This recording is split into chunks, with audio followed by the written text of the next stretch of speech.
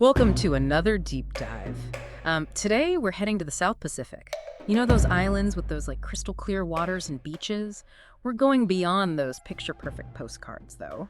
We're getting into a world that's often hidden beneath the surface, the wetlands of Samoa. Hidden, but incredibly vital. Exactly, and you specifically asked us to understand the current state of these ecosystems and what's being done to protect them. So we're really getting into the nitty-gritty of a detailed report from SBRA. It's the Secretariat of the Pacific Regional Environment Program, if you want to look them up. Great resource for all things Pacific environment. Yeah, they really are. So get ready for some volcanic crater lakes and endangered birds. And there's even a type of swamp forest that's totally unique to Samoa. It's going to be a fascinating journey, but let's start with the basics expert speaker. What makes Samoa's environment so special, especially when we're talking about wetlands? Okay, well, Samoa is a volcanic archipelago. So basically, it exists because of volcanoes. Yeah. These two main islands, Savaii and Upolu, they rise up dramatically from the South Pacific. It's all thanks to that volcanic activity. And that gives you a landscape full of slopes and craters and unique soil compositions. And all of that plays a role in how and where wetlands form. It's like the land itself is shaping these ecosystems. Right. And then you add in Samoa's tropical climate, tons of rain, warm temperatures, and bam, you've got the perfect recipe for these lush, vibrant wetlands. Sounds idyllic, but I'm guessing it's not always peaceful. You got it. It says Samoa sits right in the cyclone belt, meaning these powerful storms are a constant threat. They hit the islands frequently, which is tough on the ecosystems. Imagine a cyclone hitting a delicate coastal marsh. Oh, yeah, the damage must be incredible. Salt water floods in, vegetation gets ripped up, the landscape can totally change. So this back and forth between creation and destruction is like a defining characteristic of Samoa's wetlands. So in this super dynamic environment, what kinds of wetlands are we actually talking about? Well, the SBREP report breaks it down into 6 main types. Each one's unique, of course. First, you have your classic coastal marshes. You're probably picturing those grassy areas, right? Yeah, lots of reeds and grasses. Exactly. And they're often separated from the sea by a sand barrier, kind of like a natural wall. Protecting them from the full source of the ocean. To a point, but remember, those cyclones can really mess things up. Then you've got montane marshes, which are a lot like coastal marshes in terms of plants, but they're found way up in the mountains. Okay, so different elevations, same kind of vibe. Yeah, pretty much. Yeah. And then things get really interesting with the montane bogs. These are super rare. You only find them above 1,500 meters on Savaii. So we're talking high up in the mountains, almost like a different world. It is. That combination of the altitude and the specific plant species up there, like carex and paspalum, and the constant moisture, creates this ecosystem that's unlike anything else on the islands. Got it. So those are the wetlands with lots of grasses and sedges. What about the ones with more trees? Right, well, we've got swamp forests. These thrive in areas that are just saturated with fresh water. Picture towering Barringtonia samoensis and Pandanus turdus trees. Like a really dense, almost jungle-like feel. Yeah, exactly. They create this thick canopy. And of course, we can't forget the mangroves. Those are the tough guys that can handle the salt water. I always think of them as those trees with the roots sticking out of the water. You got it. They line protected coastal areas and act as nurseries for tons of fish species. So it's clear that Samoa has this incredible range of wetland types. But honestly, why should we care? I mean, a lot of people just think of wetlands as soggy ground, right? What makes them so globally important? That's a huge misconception. They're way more than just soggy patches of land. They're like biodiversity hotspots. They're natural filters for water, and they protect the coastlines from the full force of the ocean. Okay, so they're multitaskers. Big time. And they provide these essential services that we often take for granted. Like, have you heard of the Pacific black duck? Rings a bell. It's endangered, right? It is. And it depends on wetlands like Lake Lanoto National Park for survival. Those wetlands provide food and shelter and breeding grounds. If the wetlands disappear, we lose the duck and a vital part of that whole ecosystem. Like a domino effect, the loss of one species can impact everything? Right. And it's not just biodiversity. Yeah. Wetlands act like giant sponges, absorbing rainfall and then releasing it slowly. It helps regulate water flow and prevents flooding. Plus, they filter out pollutants, which improves water quality for everyone. So they're like nature's water treatment plants? And flood control systems all in one. And let's not forget about those mangroves. They're the first line of defense against storms and erosion, protecting coastal communities. Okay, I'm getting it. They're nature's MVPs. You really are. Yeah. And for the Samoan people, they hold this immense cultural value too. Many wetlands have archaeological significance. They show that deep connection between these ecosystems and the Samoan communities for generations. It's fascinating how these seemingly inhospitable environments are actually teeming with life and so crucial. But I have a feeling there's a but coming. What are the biggest threats they're facing? I mean, I'm guessing humans have something to do with it. You're absolutely right. Deforestation is a huge concern. Whether it's clearing land for agriculture or timber or just settlements, it impacts all the wetland types, but especially the swamp forests and mangroves. Yeah, those seem particularly vulnerable. And then there's the constant threat of those cyclones we talked about. They can cause massive damage, especially to the coastal marshes. It's like they're always on the edge. And then, of course, there's the pressure from human settlements. They often encroach on wetland areas, especially along the coast. It's a classic dilemma development versus protecting these vital ecosystems. And with a growing population, those pressures are only going to get worse. Yeah, that's a tough one. But I'm hoping there's some good news here. Are there any bright spots? Any places where things are looking up for Samoa's wetlands? Absolutely. There are these pockets of resilience, places where nature is holding on and communities are stepping up to protect these areas. One really inspiring example is the Safada Marine Protected Area. It's on the island of Upolu. Okay, tell me more. What makes it so special? It's like a beacon of hope, really. It showcases how getting the community involved can make a real difference. Okay, I'm all ears. What makes Safada so special? Imagine this vibrant mangrove forest just teeming with life. That's Safada Bay. And the people who live there, they get it. They understand the importance of this area, not just for the environment, but for their livelihoods too. You know, fishing and all that. It's like they're invested in protecting it. Exactly. They worked with organizations and the government to establish this marine protected area. So now there are sustainable fishing practices in place, and the habitat is protected. It's awesome when people see the value of their natural resources and actually take charge of protecting them. It's a real success story, for sure. But I know from what we talked about earlier that not all of Samoa's wetlands are doing so well. What about the ones that are facing bigger threats? Yeah, there are definitely places where development and climate change are taking their toll. Yeah. The Felilupo marshes on Sfai, for example, they're really struggling. What's going on there? Well, picture this once thriving coastal marsh, right? It was a haven for birds, and it provided all those essential ecosystem services. But over time, you had human settlements encroaching on the area. And then those cyclones we talked about, they just battered the ecosystem. It sounds like a 1-2 punch. The report paints a pretty grim picture, actually. It highlights how degraded and vulnerable it's become. It's a stark reminder that even these seemingly resilient ecosystems have their limits. So what can be done to turn things around in those tough situations? That's the million-dollar question. And it's one that researchers and conservationists are wrestling with all the time. I think in some cases it might involve restoration efforts, like what they're doing at the Ipalamafu Marsh on Upolu. Tell me about that one. It's the coastal marsh that's been hit hard by settlements expanding. But there's this conservation program in place now. It's all about rehabilitating the area and protecting it as a priority. So there's hope for Polynesian. Yeah, definitely. And it shows that we can't just sit back and watch these ecosystems vanish. We have to actively work to restore them and protect them. So it's about taking action, not just talking about it. Absolutely. But it's also about recognizing that each wetland is unique and figuring out what conservation strategies will actually work for that specific type. Right, it's not a one-size-fits-all situation. Yeah. So let's shift gears a bit and talk about some of those incredible crater lakes. Oh, yeah. Samoa's volcanic history has created some truly amazing wetland formations. Picture this. You're standing on the rim of a volcano, looking down at this pristine lake nestled inside the crater. Wow, that's an image. And that's exactly what you'll find at Mount Lepu Lake and Marsh. It's protected within Olupupupu National Park. It sounds breathtaking. I mean, it's incredible how nature can create such beauty in the most unexpected places.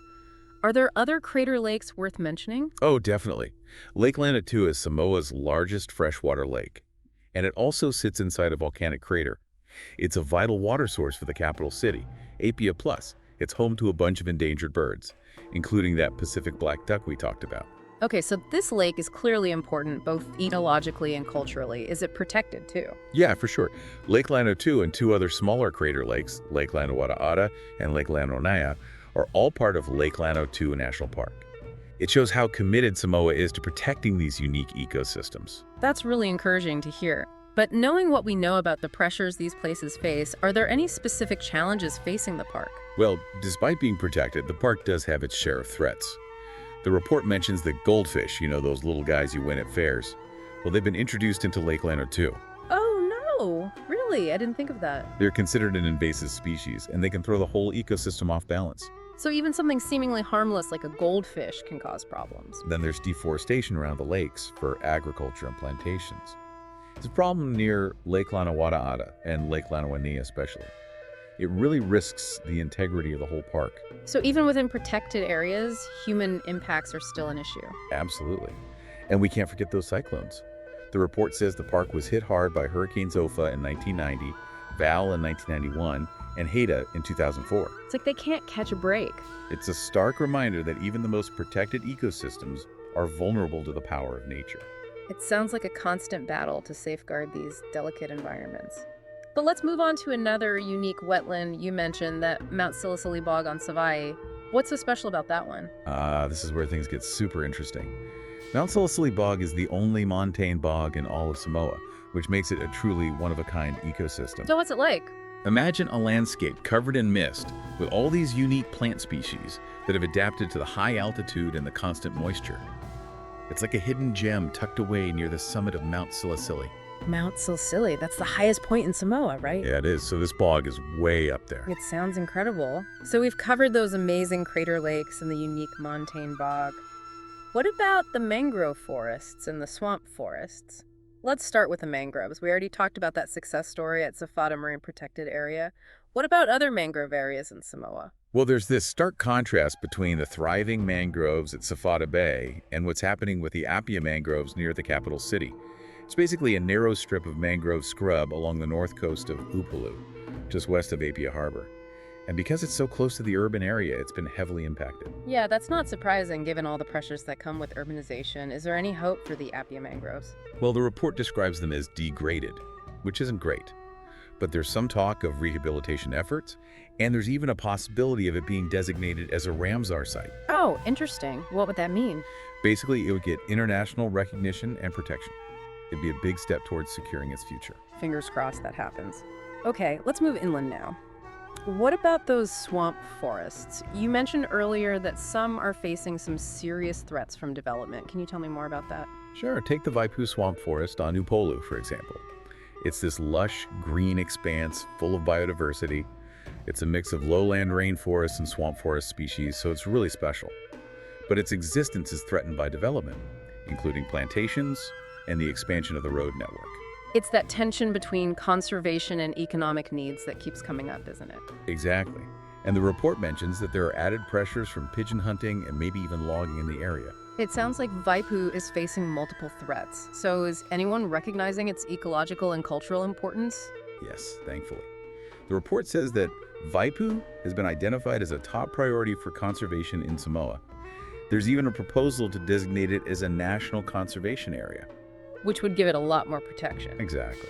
Let's hope that proposal goes somewhere. Are you interested in hearing about any other swamp forests mentioned in the report? Sure. What else is there? Well, there's the Lalamaga Swamp Forest, also on Upolu. But in contrast to Vaipu, Lalamaga's story is a lot more bleak. What's happening there? This was once a vast swamp forest, but it's been drastically reduced. A lot of it has been converted into village plantations. And I'm guessing that's not all. Nope. There's an electricity power plant right smack in the middle of it. Wow.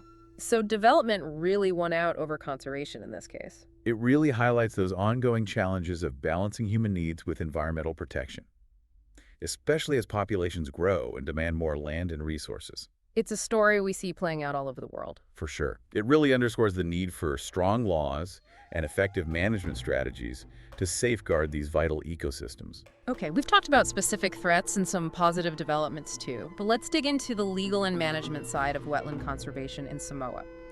You mentioned earlier that there's no specific law just for wetlands. Can you unpack that a bit? Sure. While there isn't a dedicated law just for wetland protection, there are existing laws that offer some level of safeguarding, at least. The Lands and Environment Acts from 1989, for instance, lays out a framework for protecting areas deemed important for conservation. and that could include wetlands. So it's more of a general approach than a targeted one? Right, and the Forestry Act from 1967, along with that regulation on water catchment protection from 1992, they also play a role in indirectly protecting certain wetland areas, especially those that are important for water resources. So it's a bit of a patchwork of laws that together provide some degree of protection. Yeah. Are there any specific regulations within those laws that deal directly with wetland conservation? Well, there aren't any regulations that focus solely on wetlands, but there are some provisions in those broader environmental laws that offer a level of protection. Like the Lands and Environment Act, it prohibits activities that pollute or damage water resources, which indirectly helps the wetlands that play a role in water regulation and filtration. It seems a little indirect, though. What about on the international level? We touched on the Ramsar Convention earlier. Does Samoa participate in any other international agreements that could help boost wetland conservation? Yeah, international agreements can play a huge role in strengthening conservation efforts. In addition to the Ramsar Convention, Samoa has also ratified something called the Convention on the Conservation of Nature in the South Pacific. It's often called the Apia Convention. The Apia Convention. That's pretty fitting, given that Apia is Samoa's capital. I know, right? So it basically focuses on regional cooperation for the conservation and management of natural resources in the South Pacific.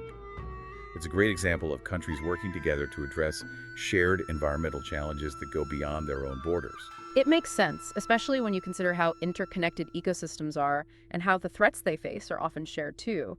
Are there other international agreements that Samoa is a part of that could benefit wetland conservation? There's the Convention for the Protection of the Natural Resources and Environment of the South Pacific, which is a mouthful, so people usually just call it the SPF Convention, named after the organization that provided that report we're talking about today. Okay, so we've got two conventions with some pretty long names. What's the main difference between the Apia Convention and the SPF Convention? The SPF Convention is broader in scope. It deals with pollution control and waste management and the conservation of both marine and coastal resources. It also covers terrestrial ecosystems.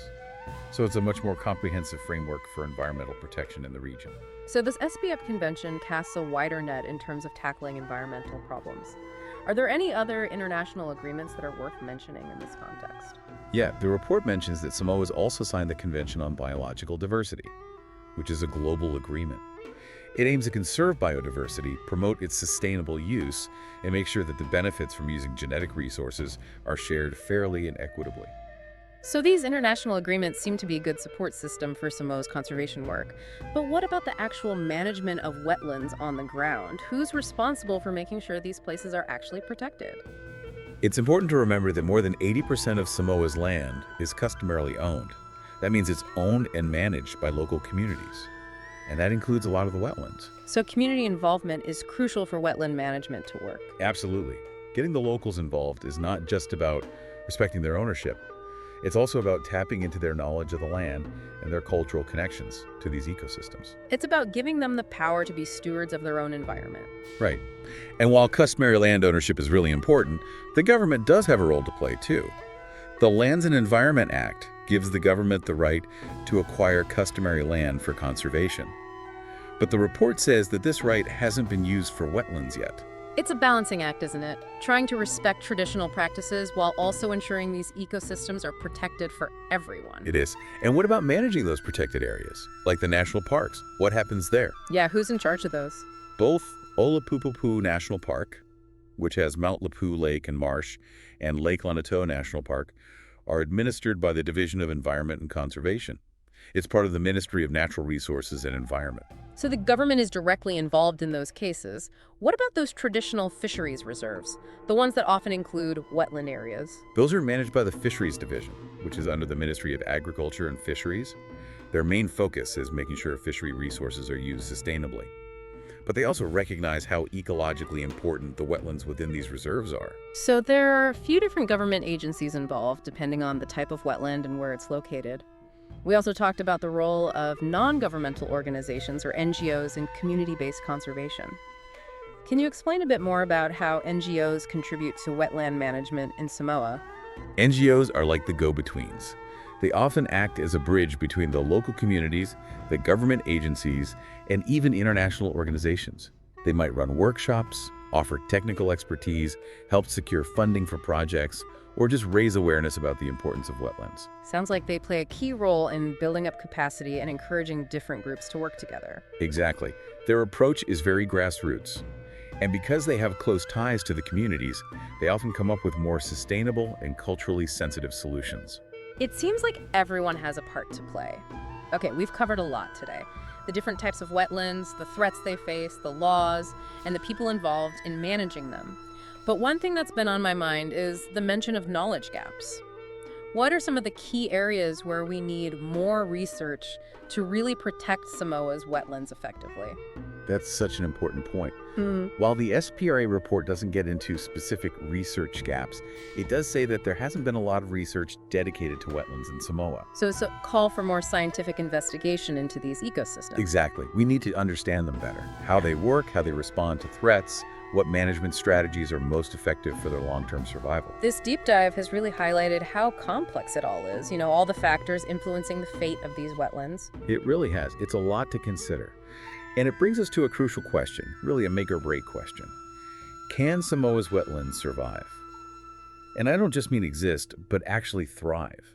With all these pressures piling on development, climate change, invasive species, it makes you think, are the current conservation efforts really enough? And what kind of innovative solutions can we come up with to tackle the root causes of these problems? It's a big question. It's kind of daunting when you think about the scale of it all. But then I think about those success stories, like that community project at Safada Bay, and it gives me a bit of hope. Safada is a good example, yeah. It proves that it can't just be about top-down regulations. We have to give the power to the communities. Yeah. Let them use their knowledge and passion to protect the places they care about. It's about understanding that conservation isn't just about the science, it's about people, too. Right. And realizing there's no magic bullet. We need to hit this from all angles, strengthen the laws, invest in research and monitoring, back those community initiatives, and encourage sustainable development that doesn't wreck these ecosystems. It sounds like we need a totally new way of thinking. Not just reacting to threats, but proactively building a future where both people and wetlands can do well. 100%. That's where research comes in. We need more studies to figure out how these ecosystems are handling change. What are those tipping points where the damage can't be undone? And how do we develop strategies that make them more resilient? Think about those cyclones. With climate change, they're probably going to get even stronger. We need to know how different wetlands are affected and what we can do to minimize the damage. Exactly. Maybe it means restoring natural buffers, planting species that can handle those storms, or working with communities on early warning systems and evacuation plans. It's about more than just protecting what's already there. It's about adapting and preparing for the future so these ecosystems can stand a chance. We have to make sure that future generations in Samoa can benefit from everything wetlands offer. Clean water, flood protection, biodiversity, cultural heritage. It's a legacy worth saving. I love that. This deep dive has been a lot to take in. Honestly, I'm feeling a mix of worry and inspiration. The threats are real, but the resilience of these places and the dedication of the people working to protect them is pretty amazing. I get it. It's a complicated issue, and there are no easy answers. But I think just having these conversations, seeing that people value wetlands, it's a good sign. And don't forget those knowledge gaps we talked about. That's where you come in. Keep asking questions. Explore those specific wetlands that piqued your interest. Learn more about the challenges and how we can solve them. Become a champion for these places they're often forgotten. Share what you learn with everyone you know. Even small actions can make a difference. It's about remembering that we're all connected to these ecosystems, whether we live on a tiny island or a huge city thousands of miles away. The choices we make, they all have an impact. So as we wrap up this deep dive, I'll leave you with one last thought. Knowing what you now know about Samoa's wetlands, their importance, and the challenges they face, what part will you play in their story?